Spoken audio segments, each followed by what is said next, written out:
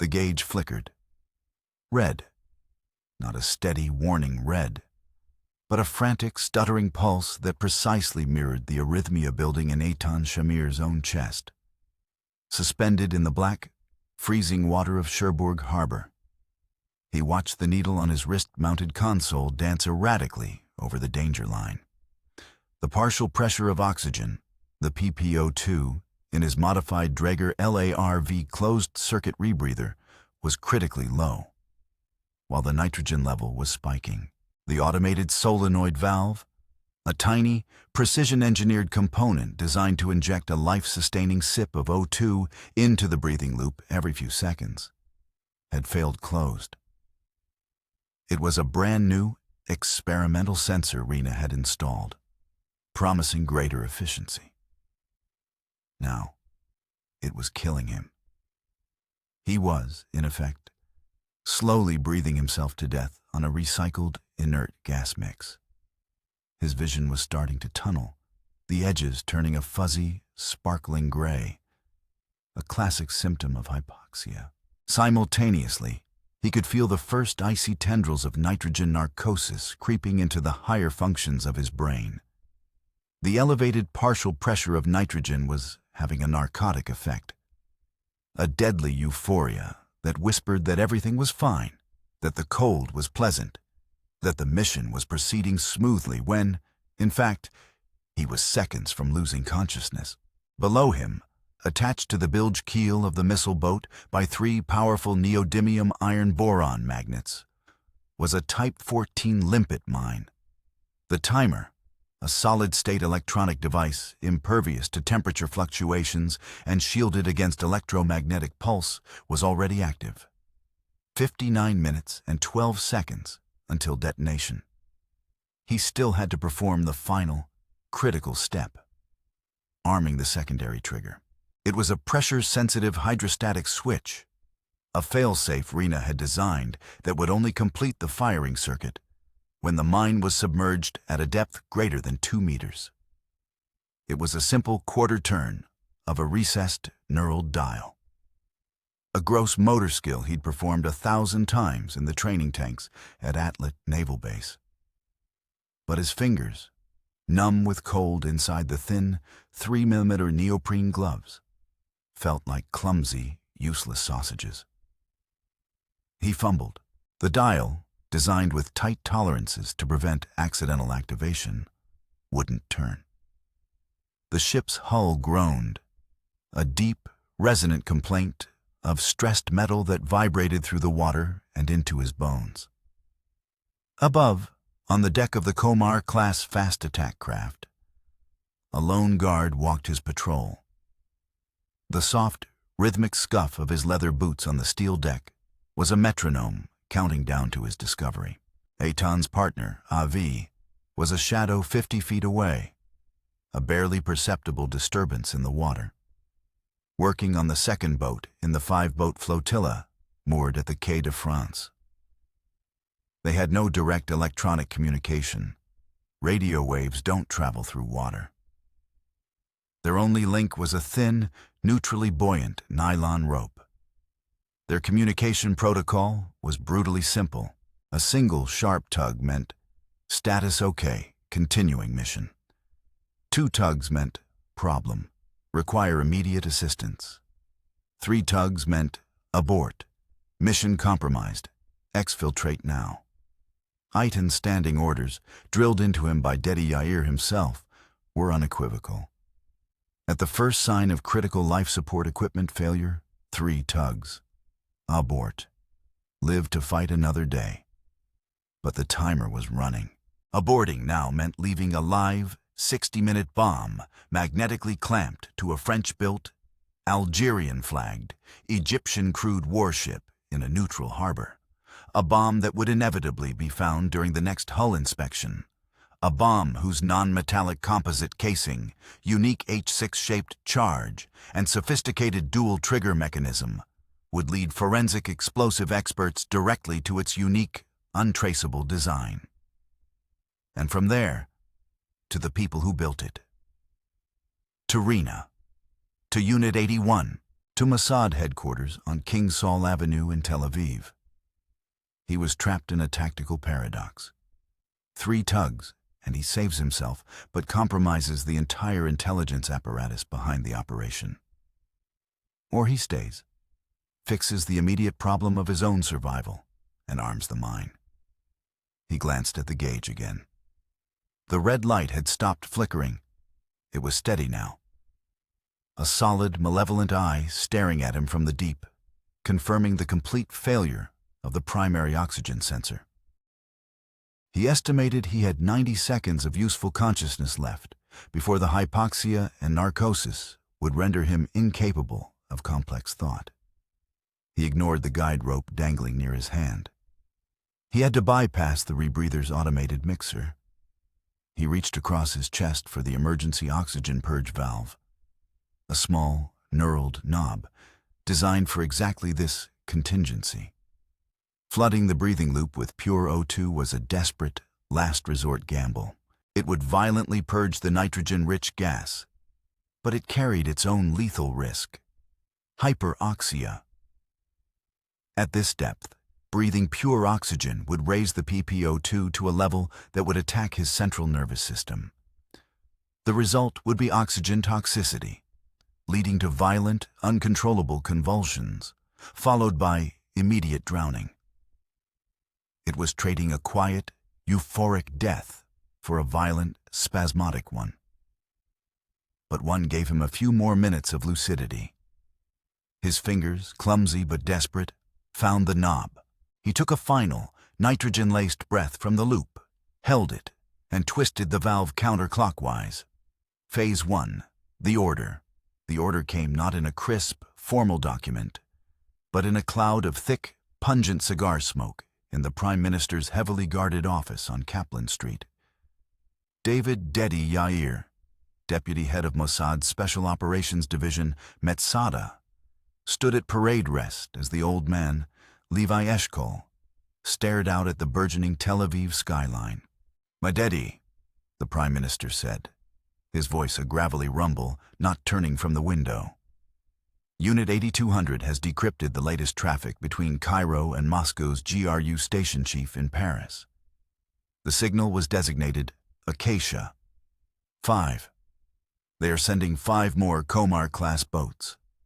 The Algerians are the buyers of record, a transparent fiction. The crews being trained at the Cherbourg Naval Facility are Egyptian naval officers, handpicked by Nasser's staff. They will sail from Cherbourg in 6 weeks. Yair didn't need the detailed intelligence brief that lay on the mahogany desk. He knew the Komar class, the Soviet Project 183R. A small, fast, fragile boat, built on a wooden hull with a ridiculously oversized punch. 2 P-15 Termit anti-ship missiles. The NATO reporting name was the SSN-2 Styx. The Israeli Navy called it the nightmare that sank the INS Eilat on October 21, 1967. 2 Egyptian Komars, sitting placidly in Port Said Harbor, Ripple fired 4 Styx missiles at the Israeli destroyer Eilat, which was conducting a routine patrol 14 miles offshore in international waters. The Eilat, a relic of the Royal Navy from World War II, had no warning. Its radar systems were designed to detect aircraft and ships, not small sea-skimming missiles traveling at Mach 0.9 just meters above the waves. It had no electronic countermeasures, no chaff, no close-in weapon systems. The first missile hit the engine room, killing the power and the ship's momentum. The second and third hit amidships, turning the vessel into a blazing inferno. The ship sank in minutes, taking 47 Israeli sailors with it. It was the first time in history a naval vessel had been sunk by a guided missile fired from another ship. The Israeli Navy, with its fleet of aging, gun-based destroyers and frigates, was rendered obsolete overnight. Now, 5 more of these ship killers were about to join the Egyptian order of battle, tilting the fragile post-6-day war balance of power in the Mediterranean. They can't be allowed to reach Alexandria, the Prime Minister said, finally turning from the window. His eyes, usually clouded with the weariness of a man leading a nation under siege, were hard as diamonds. How you do it is your business, Daddy. But there will be no trail, no connection, no diplomatic incident with France. They must simply disappear. This was the chessboard. A French port, a neutral, if prickly, ally. An Algerian flag, a convenient third-party cutout. Soviet weapons. An Egyptian crew. A direct military strike by the Israeli Air Force was a flagrant act of war against France. A diplomatic protest would be met with Gallic shrugs, feigned ignorance, and a mountain of paperwork that would delay nothing. The mission fell into the only category left: clandestine action. It fell to Yair. Dedi Yair was not a field agent. He was a creature of logistics, of planning, a grandmaster of the intricate, multi-layered operations that were Mossad's specialty. A Polish Jew who had survived the Holocaust by hiding for 3 years in the frozen expanse of the Białowieża forest with a band of partisans. He had fought in the 1948 War of Independence and learned a brutal, existential lesson. Israel would always be outnumbered and outgunned. Victory, survival itself, depended not on brute force, but on surprise, on ingenuity, on hitting the enemy where he was weakest, when he least expected it. His greatest achievement was Operation Diamond, the 1966 mission to acquire a Soviet MiG-21, the most advanced fighter in any Arab air force. While others proposed complex commando raids on Egyptian air bases, Yair had engineered the defection of an Assyrian Christian Iraqi pilot, playing on the man's disillusionment with the Ba'athist regime and his ambition, orchestrating his family's extraction and the pilot's flight of his aircraft to an Israeli airbase. He saw operations not as battles, but as intricate puzzles. And for this puzzle, he needed very specific, custom-made pieces. Phase 2. The foundation. The first piece was Eitan Shamir, a Sabra born on a kibbutz near the Sea of Galilee. He was a veteran of Shayatet 13, Israel's elite naval commando unit, the direct equivalent of the U.S. Navy SEALs or the British SBS. His specialty was underwater demolitions. More than that, his specialty was the closed-circuit rebreather, specifically the German-made Draeger. He knew its quirks, its weaknesses, how to strip it down to its component parts and rebuild it in total darkness, by feel alone. His service record was a litany of classified operations in enemy harbors from Port Said to Latakia. The defining entry, codenamed Operation Sardine, was a mission to map the underwater defenses of a Syrian naval base in Tartus. 3 years earlier, the water in Tartus harbor was warmer, but no less hostile. Eitan was 20 meters down, his Draeger LARV breathing smoothly, silently. His mission was simple: plant 3 passive acoustic sensors disguised as rocks near the main submarine pens. He had just secured the second sensor when his rebreather choked. A sudden, violent resistance in the breathing loop, followed by the acrid taste of caustic cocktail, a mix of water and the soda-lime CO2 absorbent, a catastrophic flood in the scrubber canister. He immediately switched to his emergency bailout bottle, a tiny cylinder of compressed air that held less than 3 minutes of breathable gas at this depth. He aborted the mission, ascended slowly, and slipped out of the harbor, leaving the third sensor unplanted. Back at the forward operating base, a rusty fishing trawler bobbing in international waters, his commander was furious. The mission was a failure. The next night, Eitan went back, not with another Draeger. He had no other. He went ashore, a ghost in a black wetsuit, and broke into a civilian diving shop on the waterfront. He ignored the modern equipment, instead stealing a vintage twin-hose aqualung scuba set, a noisy, bubble-releasing antique by his standards. For 2 nights, he became a creature of the harbor's background noise. He completed the reconnaissance mission, moving from pylon to pylon, timing his noisy, telltale bubble releases to the slapping of waves against the piers, the groan of mooring lines, the rumble of a passing truck on the quay above. He hid in the inky shadows of freighters, his face inches from the rust-streaked steel, as Syrian patrol boats passed just feet away. The mission was a success. The debrief noted his failure to maintain his primary equipment. Yair, reading the after-action report, saw something different.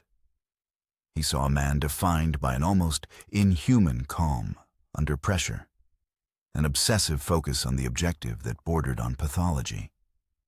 He was the tip of the spear. The second piece was Rina Navan, a quiet, unassuming electronics engineer from Haifa. She was one of the brightest minds in Unit 81, Mossad's secretive technology division. Her father had been a watchmaker in pre-war Warsaw, and she had inherited his obsession with miniaturization and precision mechanics. She didn't build weapons, she built solutions.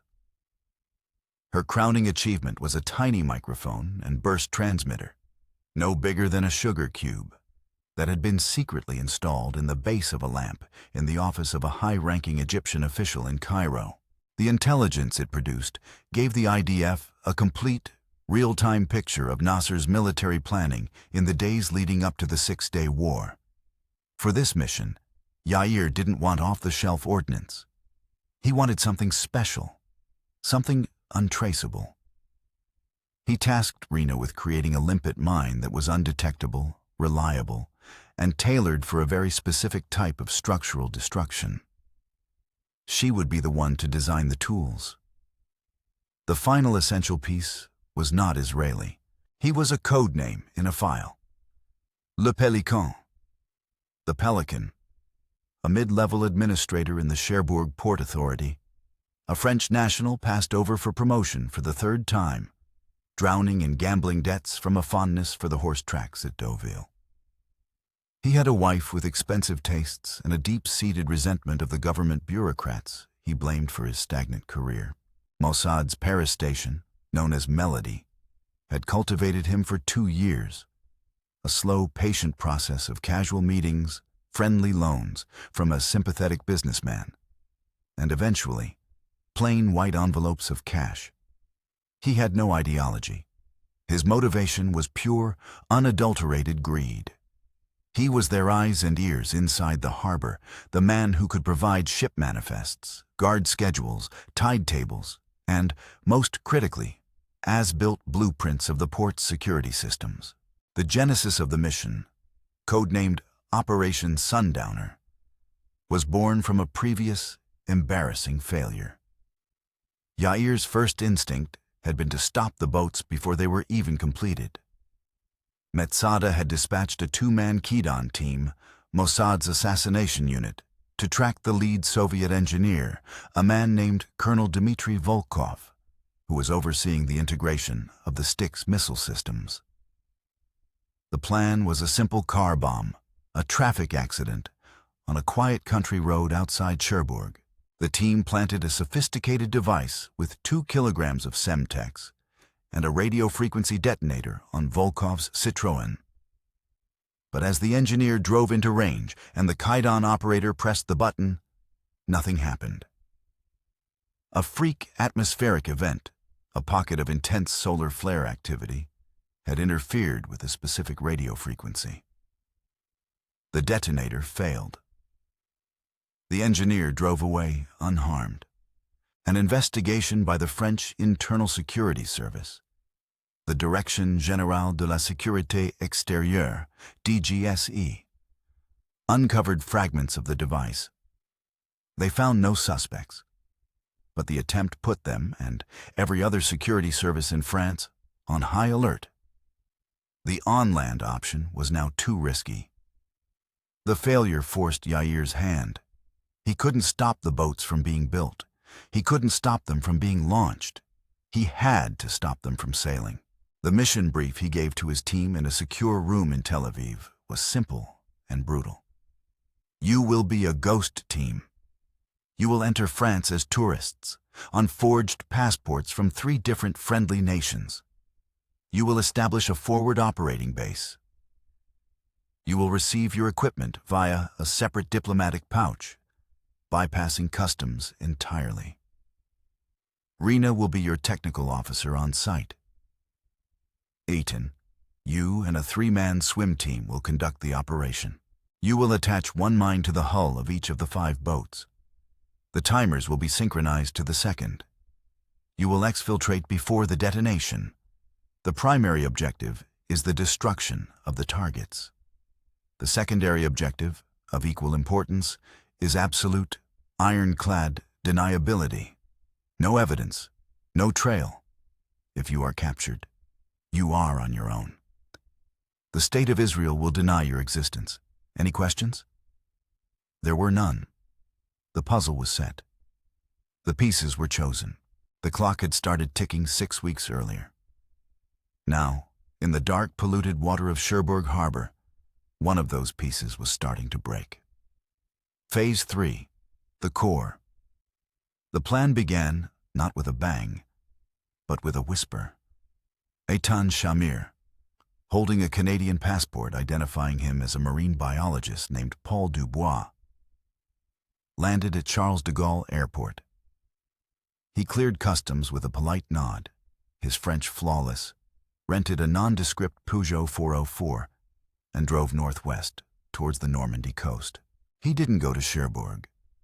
He went to a small bed and breakfast in Bayeux, 30 kilometers away, establishing a tourist cover story complete with visits to the D-Day beaches and the famous tapestry. Rena Navon arrived 2 days later in Lyon, traveling on a Belgian passport as an art student on a backpacking tour of Europe. She spent a week visiting museums in Lyon and Paris, creating a plausible, checkable travel history before taking a train to Caen, and from there, a local bus to Cherbourg. The other 3 members of the swim team and the 2-man support crew filtered in through different ports of entry, Brussels, Geneva, Rome, over the course of 10 days. They never traveled together. They never spoke. Their only communication was through a series of impersonal signals. A copy of Le Monde left on a specific park bench meant arrived safely. A blue chalk mark on a bus stop sign meant proceed to next phase. The shell company, Breton Seafood Exports, had been established 6 months prior by a Mossad scion, a Jewish diaspora volunteer, a legitimate and highly successful import-export businessman in Paris.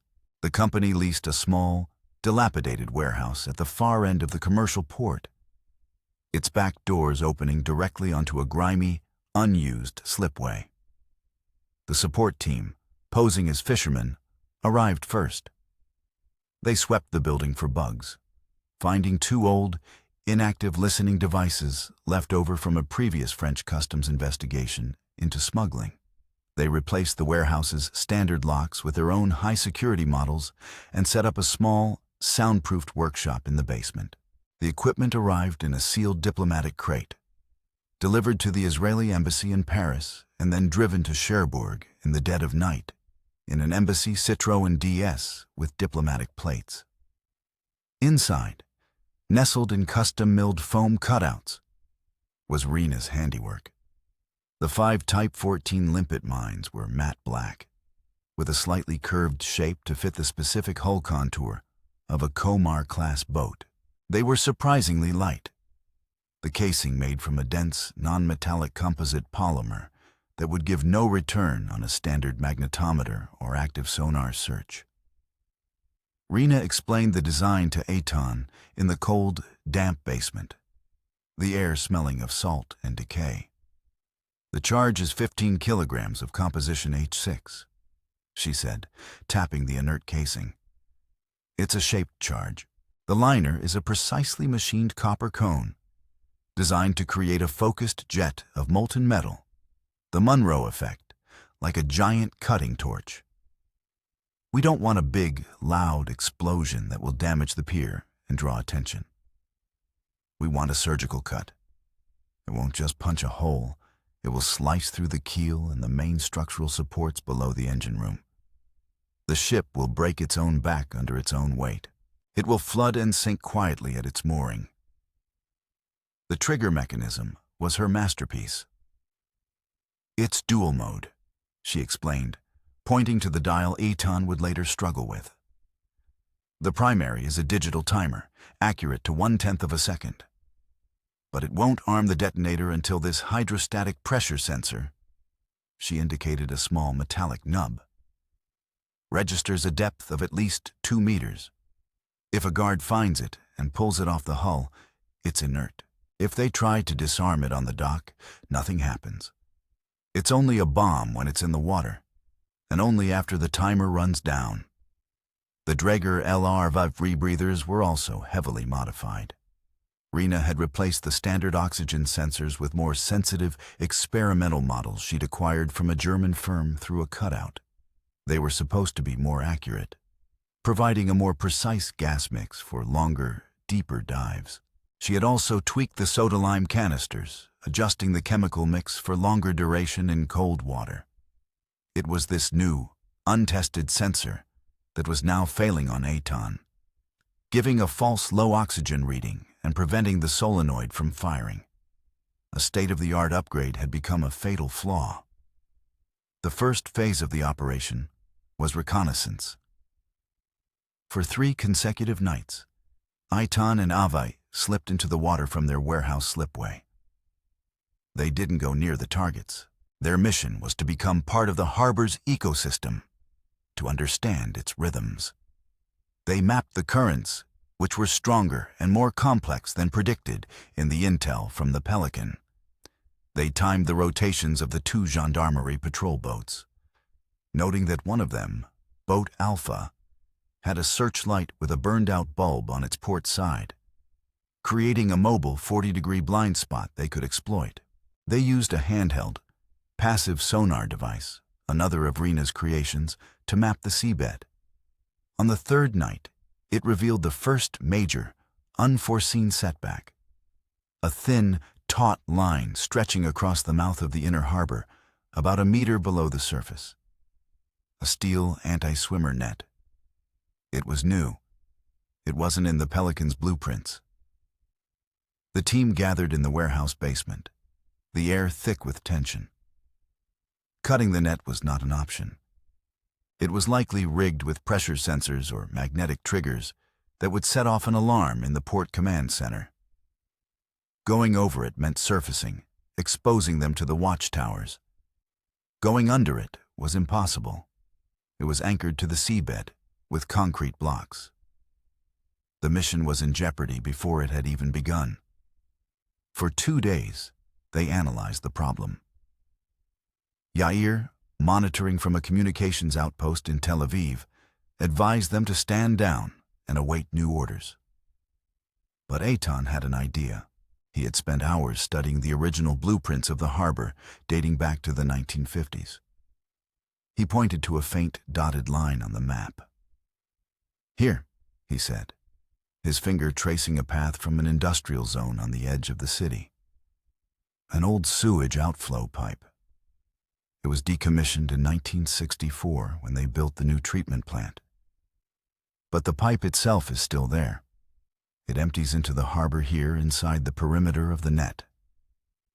It was a high-risk gamble. The pipe could be blocked by a collapse. It could be filled with toxic sediment or explosive sewer gas. But it was the only way. The following night, Eitan and Avi, equipped with gas detectors and emergency air tanks, found the land-side entrance to the pipe in a waterlogged ditch behind a disused chemical plant. The iron grate was rusted shut. It took them an hour with a hydraulic wedge working in near silence to pry it open. The swim through the pipe was 400 meters of claustrophobic hell. The pipe was only a meter in diameter, forcing them to pull themselves along hand over hand, their gear scraping against the rust-caked walls. The water was a thick, black sludge that stank of chemicals and decay. But Eitan was right. The pipe bypassed the net completely, exiting through a submerged outfall into the murky water of the inner harbor, less than 500 meters from the moored missile boats. They had found their secret passage. They were back on schedule. Then the second setback hit, and it was far worse. The Pelican went dark. The prearranged signal for the final, critical intelligence drop, the updated guard schedules, and any new security protocols for the night of the operation, was a dead drop.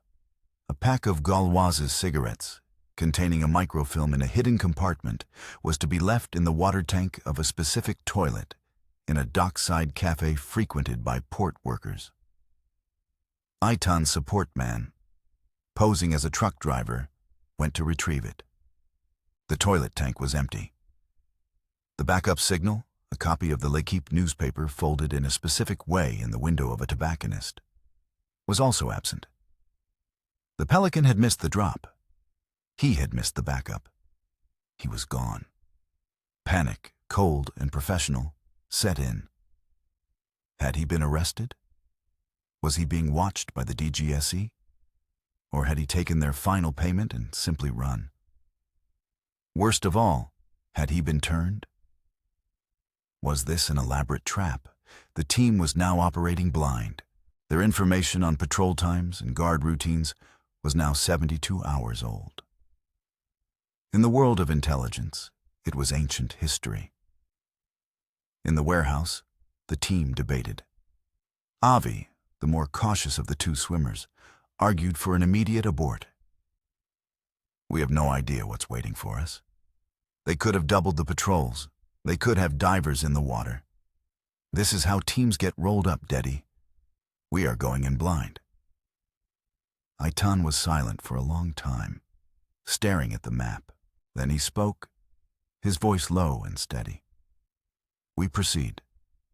We assume the schedules have changed. We assume there are more guards. We move slower. We take more time. We adapt to the reality on the ground, not the plan on the paper.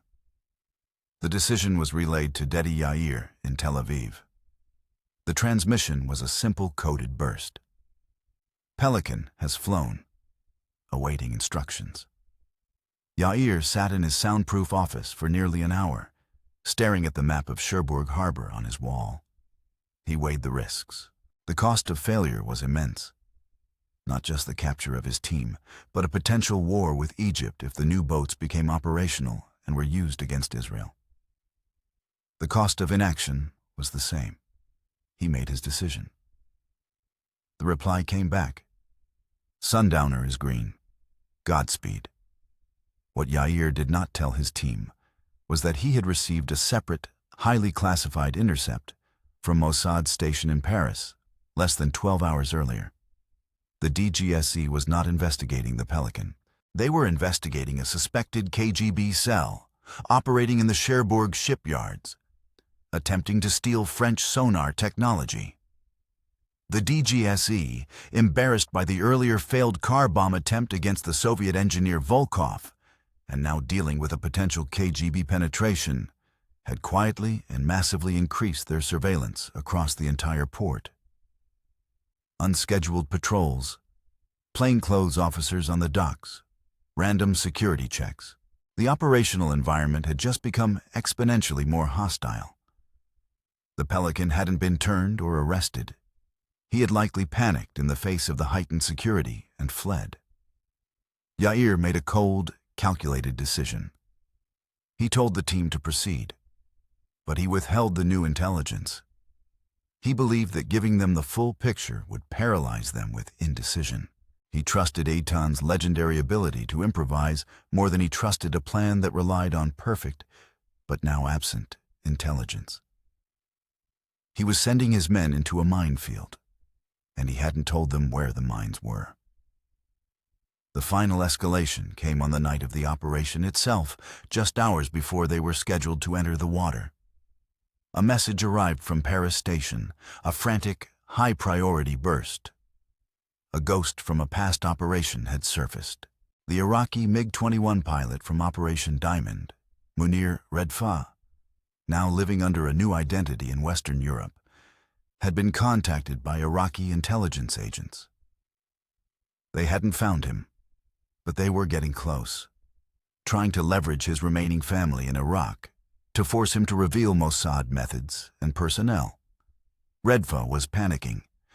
He threatened to go to the Western press and expose the entire operation that brought him out unless Mossad moved his family now. The threat was a catastrophic security risk. If Redfa talked, he could potentially